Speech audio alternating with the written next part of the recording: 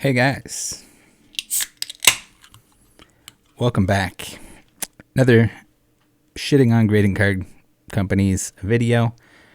This is mostly based on what we saw in the recent Leonhart video, where he submit 6 of his Beckett slabs back to Beckett to see if they would receive the same grades, whether they would get better or worse. As I've said many times, grading is extremely subjective. Thank you, Gary, for sending me the link to this Leon video. I don't have time to watch everything and anything on YouTube, even. So, pointing me in this direction and saying that I was probably onto something here, I think was very nice of him, especially as someone that likes to grade cards as much as he does. Maybe doesn't want to point me in this direction when something is leading to what I've been saying all this time. So Leon sent in his 6 BGS graded cards. Spoiler alert, if you haven't watched that video, feel free to go and do so. I'll put a link to it in the description. And thanks to Leon for doing that, for spending the money to regrade these.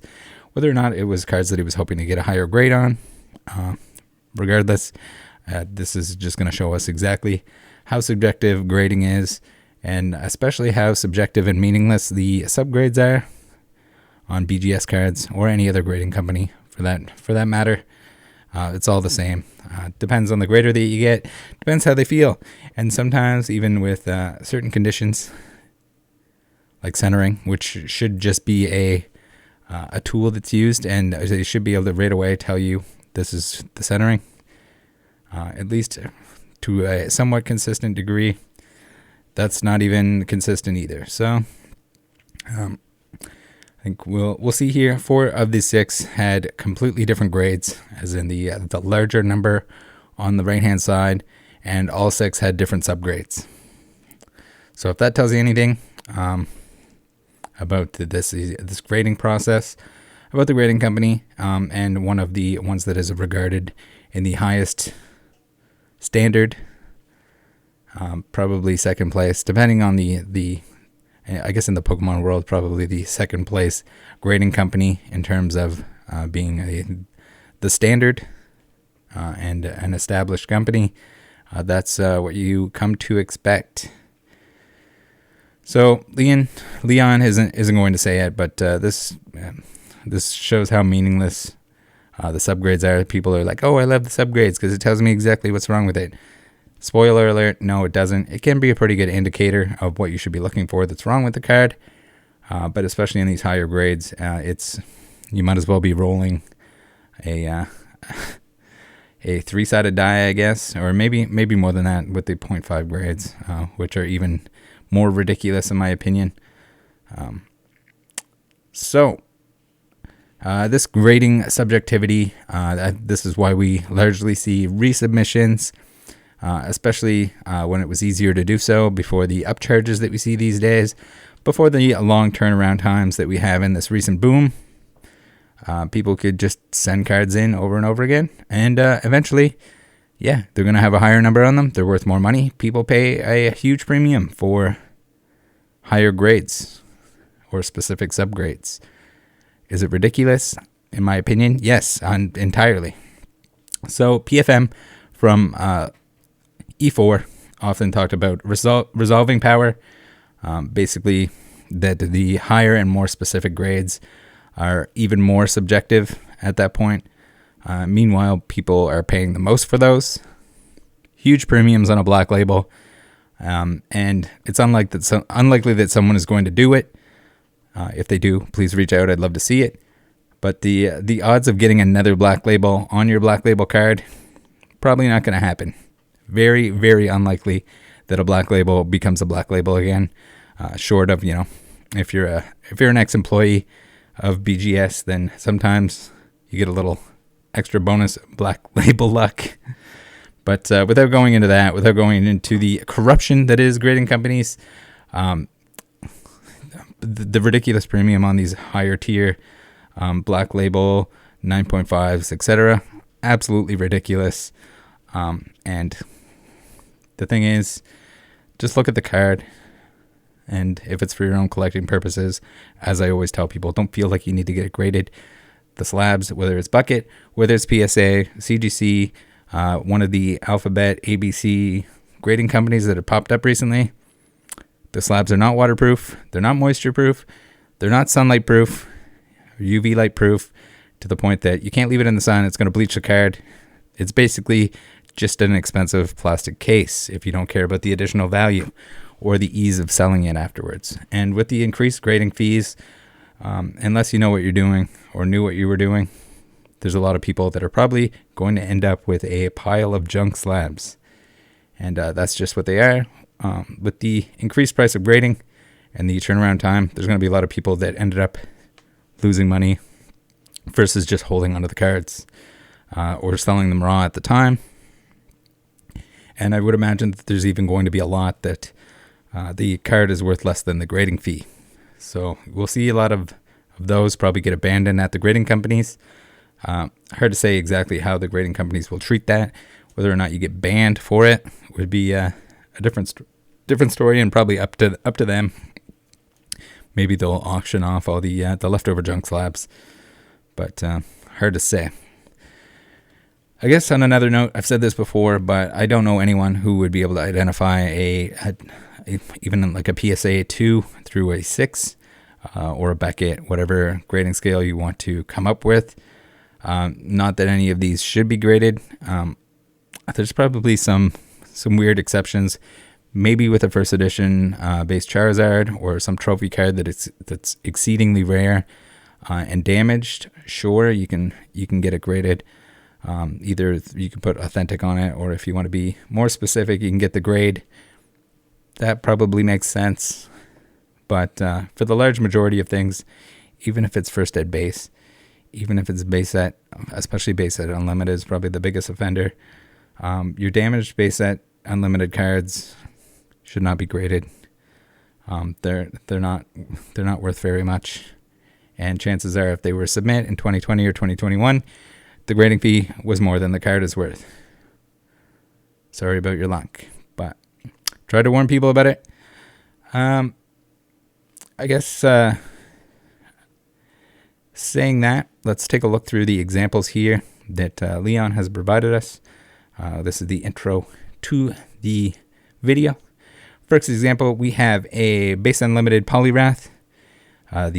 The grade on the bottom left is what it was before. So it used to be a 9.5. Now it's a 9. Centering grade has changed. I don't know, again, how the centering grade can possibly change. There should be a set standard. It's this percentage off. They have computers. They should have the cameras. There should be software that can tell you exactly how wide one side is to the other with pixels. You can measure this stuff very easily. But again, they're not going to take that much time to do it. But at that point, if you're not going to take the time to actually give a meaningful subgrade, why are you even putting subgrades on the card? Does that even make sense? It doesn't. If there's anything that should be cut and dry, as easy and the least amount of subjectivity as possible, as long as you have your guidelines for what is a Beckett 9 centering or a 9.5, should be one or the other. It shouldn't fluctuate, and how it fluctuates is beyond me. The corners have changed. So, yes, you can actually damage the card, or it could get damaged in handling from when it was in the slab to when it goes there the next time. I would assume that he has a pretty good idea of how to crack them without damaging the card. The odds of damaging the card, very low. And if you're going to damage it, it would probably be very apparent. Edges stayed the same. Corners somehow went to a 9 from a 9.5. Again, corners pretty subjective. Same with edges. The amount of wear and tear, the amount of whitening can vary. And maybe the grader thinks that it's more or less. Probably not the same person grading it that did before. So we'll give them that. Here we have a Chansey, the base unlimited Chansey. Where again, with the centering, the centering somehow got worse. I'm going to call BS on that, BGS. I think there's no way that happened. And it makes you question everything else. At least the edges are still a 9.5. The surface is still a 9. The corners have improved by 0.5. Magically. Awesome. Gotta love that. The more times you send your card in, these might as well just be random numbers generated. Now, Venusaur, Unlimited. Base set Unlimited, Holo Venusaur. It was a 9.5. It still is a 9.5. Awesome. Centering didn't change. That's a good sign. Apparently, sometimes they don't change the centering. Edges have changed. Now the edges have become worse. The corners are the same, and the surface is the same. So I think this is the best one in terms of examples. The best example of a card that is almost the same. So we only changed 0.5 on the edges. That's pretty consistent. Now, Blastoise, Unlimited. Centering stayed the same. That's a good sign. Edges 9. Corners. So our corners got worse, and our surface got worse. I'm going to say he probably didn't damage it. I'm sure he would note that in the video itself. If he had done something wrong, he's gonna pick that apart, because he doesn't necessarily want to get on the bad side of BGS, where I don't give a shit. If BGS is going to be inconsistent, we're going to take a look at it, and we're going to call out the bullshit that is Subgrades. Now, Charizard. Centering didn't change. Edges didn't change. Corners didn't change. Surface got slightly worse. All right. So we can give them the benefit. Maybe the surface changed a little bit from the last time it was submitted. Chances are it was the identical card. Again, a little bit of subjectivity in there. But at the same time, that little bit of a subjectivity in your subgrades gives you a 9 instead of an 8.5. So I would imagine it's probably a bit of a boost in terms of value. Base set 2 Charizards, man, it's incredible how people want them now, where people didn't even, like, as soon as they saw the base set 2 logo on that thing just a couple years ago, they would hit the hills and run. No one wanted that. Base Unlimited is so abundant that it's incredible to think that anyone would have to go to a base set 2 Charizard. Unless they're collecting all of them or collecting sets, then I kind of get it. Next up, we have another centering change. Awesome Chansey. First edition base Chansey went from an 8.5 to a 9. We have the centering somehow got 0.5 better. The edges, same deal. Corners, same deal. And the surface somehow improved. Okay, BGS, whatever you say. That's it for the video, guys. I just figured I'd touch on grading subjectivity a little bit. It was a good example, or a good set of examples here with the Leon submissions.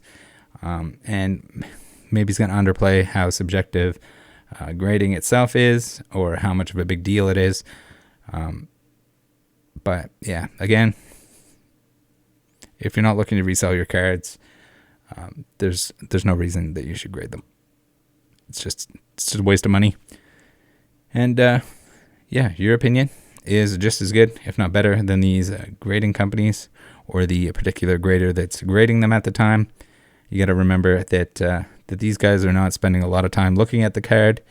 And in terms of authenticity, as we've seen here on the channel, there's lots of ways that you can check the card yourself for authenticity and be very, very certain that it is the real deal.